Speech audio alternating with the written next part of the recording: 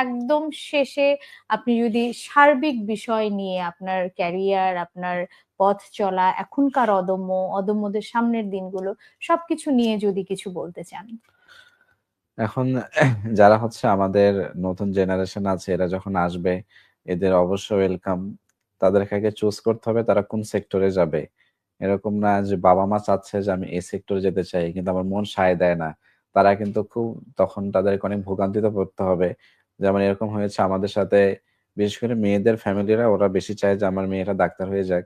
কিন্তু আমি দেখেছি এরকম যে আমাদের সাথে ভর্তি হয়েছে, লাখ, লাখ টাকা দিয়ে ভর্তি হয়েছে। আল্টিমেট তারা কন্টিনিউ করতে পারে নাই। তখন তার অন্য সেক্টরে চলে যেতে হয়েছে। তো অনেকের মাথায় সমস্যা ডেভেলপ করে যায়। সাইকোলজিক্যাল প্রবলেম ডেভেলপ করে অতিরিক্ত প্রেশার চাপায় দেওয়ার কারণে।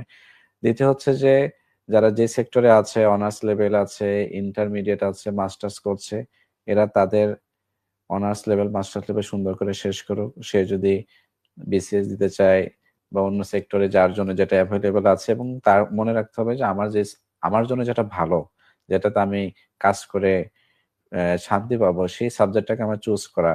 এবং আরেকটা কথা হচ্ছে যে দেশের জন্য কাজ করা। কারণ এখন আমাদের কাজ করার সুযোগ আছে, স্কিল ডেভেলপ করা এবং মানব উন্নয়নে কাজ করা। সে যদি হয় যে দেশের বাইরে থেকে কোনো রিসোর্স শিখে দেশের জন্য কাজে লাগানো সেটা খুব ভালো হয়। অনেক ধন্যবাদ ফরহাদ। আপনি আপনার পেশাগত জীবনে ভালো থাকেন, আপনি আপনার ব্যক্তিগত জীবনে ভালো থাকেন। আপনার সব সুন্দর স্বপ্ন পূরণ হোক।